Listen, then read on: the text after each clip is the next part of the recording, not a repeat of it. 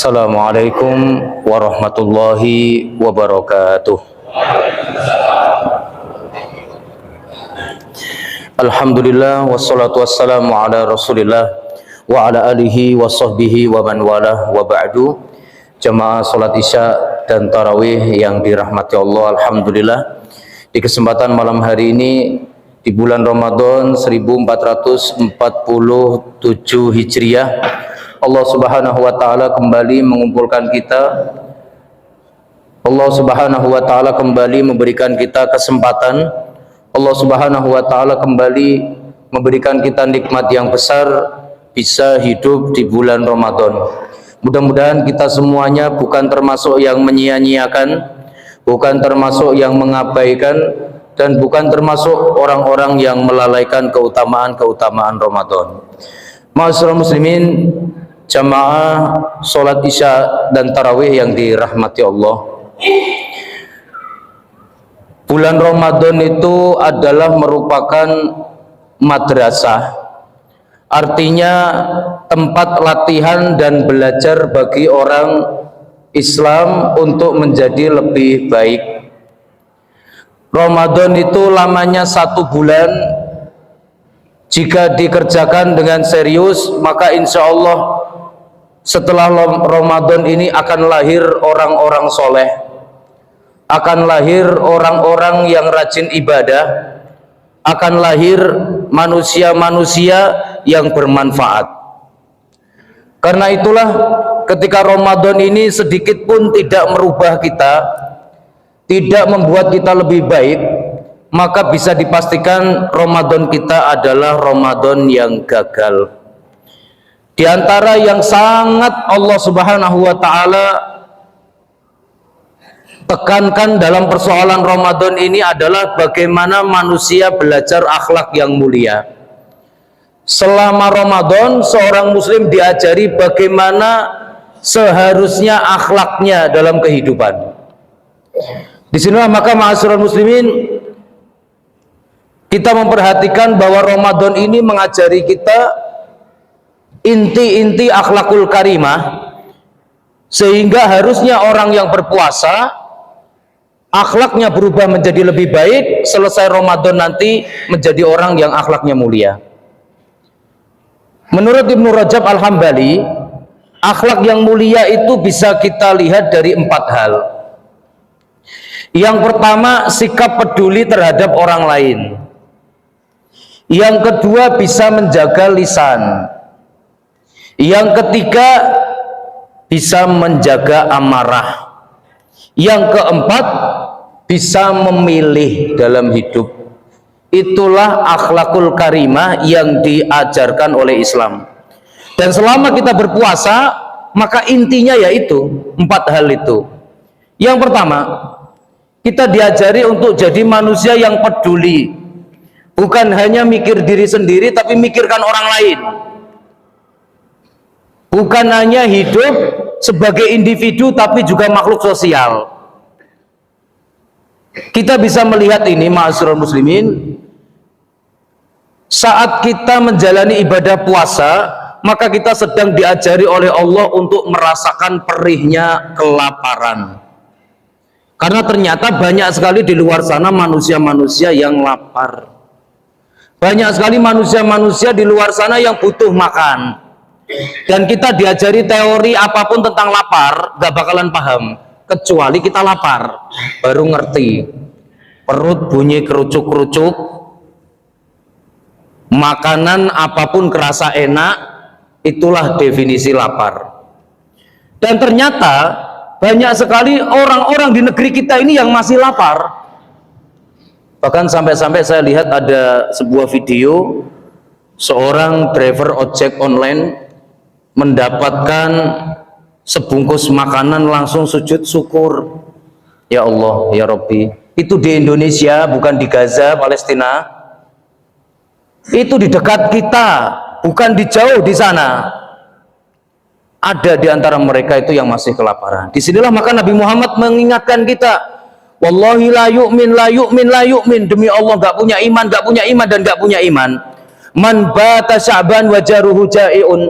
Siapa yang bisa tidur nyenyak dalam keadaan lapar, tapi tetangganya kelaparan. Disinilah maka marilah bersama-sama kita hapuskan lapar-lapar yang ada di sekitar kita. Kalau perlu kita semuanya mencatat daftar orang miskin yang ada di sekitar kita. Sebelum kita tidur, kita pastikan mereka sudah makan dan sudah kenyang.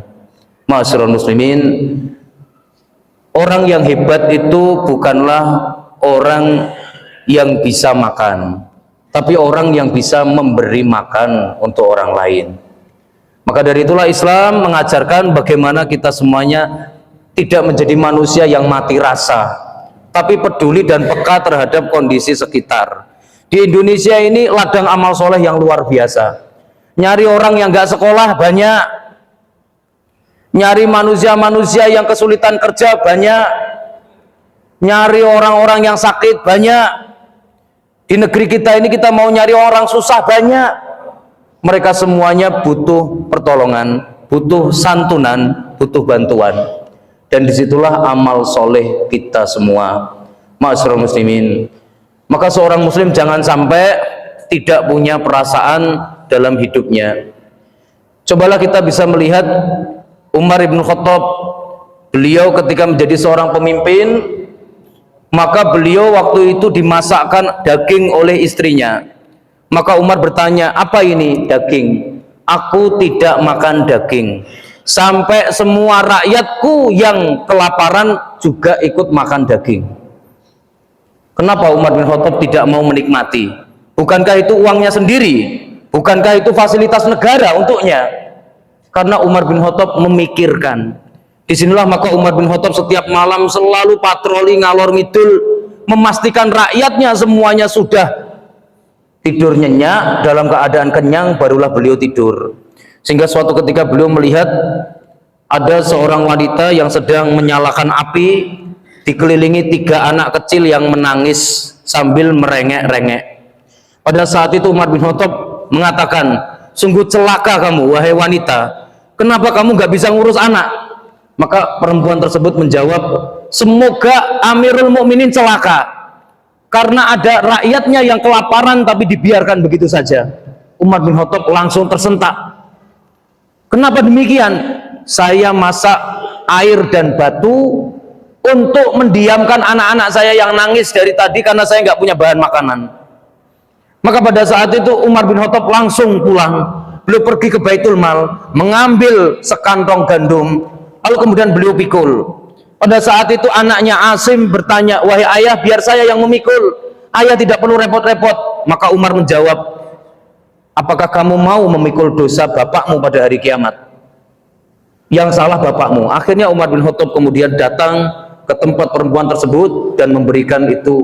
Sampai akhirnya semuanya dimasakkan, sampai kenyang, sampai tidur, baru Umar bin Khattab berjalan.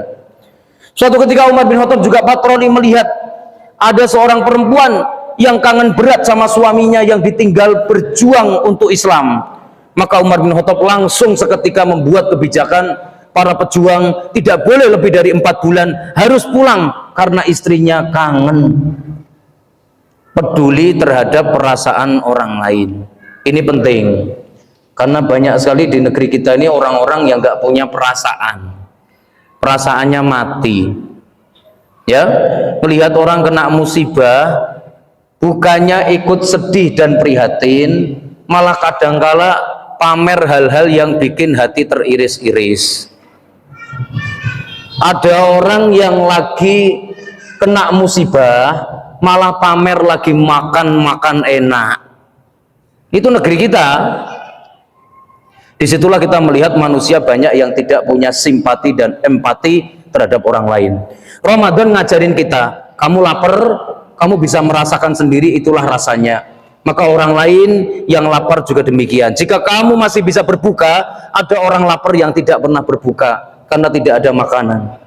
Maka dari itulah ma'asyiral muslimin, pastikan orang-orang di sekitar kita jangan sampai kita tidur dalam keadaan kenyang sedangkan tetangga kita ada yang kelaparan. Yang kedua, yaitu menjaga lisan.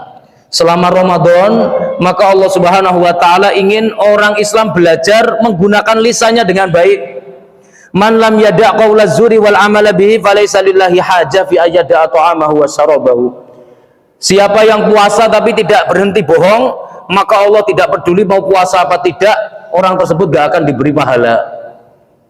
Disinilah maka orang Islam selama Ramadan jaga lisan. Jaga lisan dari semua dosa-dosa lisan.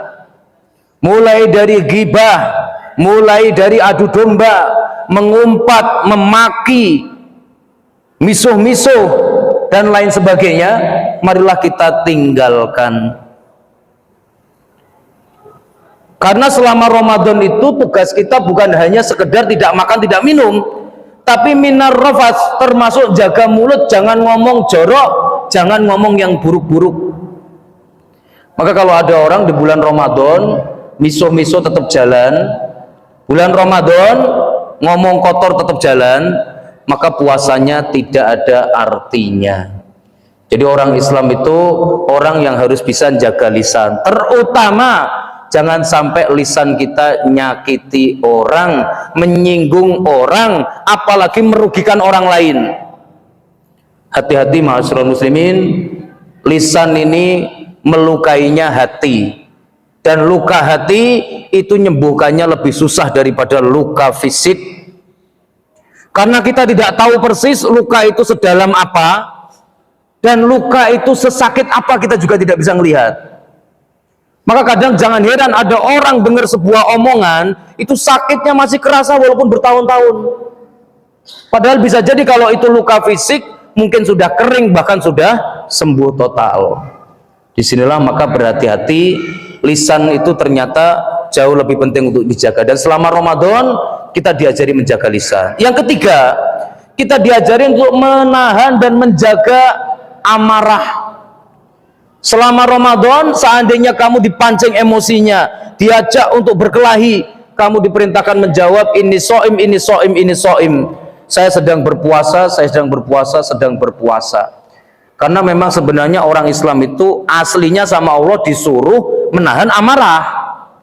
Tapi karena susah, maka Allah buatkan momen Ramadan sambil ancamannya ditambah. Kalau kamu Ramadan masih suka marah-marah, maka kamu nggak dapat apa-apa. Biar kita makin kuat tekadnya untuk jadi orang baik. Ma'asyiral muslimin, barakallahu fikum. La taghdab walakal jannah. Jangan marah, maka bagimu surga. Memang betul. Menjaga marah itu bukan hal yang mudah. Apalagi kalau kita punya kemampuan. Makanya janji Allah untuk orang yang bisa menahan marah, belajar jadi pemaaf, belajar jadi orang yang sabar, belajar jadi orang yang lembut, itu janji Allah luar biasa. Dalam hadis riwayat Imam Tirmidzi, barang siapa yang bisa menahan amarah, tidak meluapkannya, padahal dia mampu dan kuat, maka pada hari kiamat dia akan dipanggil di depan seluruh makhluk, lalu dia dijodohkan dengan bidadari dan disuruh milih manapun yang dia suka. Coba, jadi kalau pengen milih bidadari, itu caranya satu, Pak. Kita jangan suka marah-marah. Ya, ternyata syarat masuk surga itu adalah selama hidup nggak boleh marah-marah. Maka kalau seandainya di rumah dengar istri ngomel, dengar istri marah, Pak, tolong sebagai suami tidak usah nimpali, nggak usah jawab, diem aja, Pak. Ya, tiket surga plus bidadari, Pak. Ya, begitu. Paling tidak begitu yang kita harapkan. Tapi itu nggak mudah karena kita laki-laki. Laki-laki punya kekuatan. Disitulah kadangkala orang kuat kok dihina-hina, orang kuat kok diomelin. Kita tidak mudah untuk diam, bawaannya pengen emosi. Nah, disitulah kalau kamu kuat menahan emosimu, bagimu surga. Ma'asyiral muslimin, disinilah maka mari bersama-sama kita belajar selama Ramadan. Diajak tengkar pun kita nggak boleh tengkar, dihina pun kita nggak boleh bales. Kita belajar untuk menahan amarah. Terkhusus kaum wanita, ya, kaum wanita adalah makhluk yang paling susah mengendalikan emosinya. Maka bulan Ramadan ingat baik-baik, kalau sampai bulan Ramadan masih suka ngomel, masih suka marah-marah, gak jelas, hati-hati. Ramadan tidak akan berbuah apa-apa. Tidak ada pahala bagi orang yang suka marah-marah di bulan Ramadan.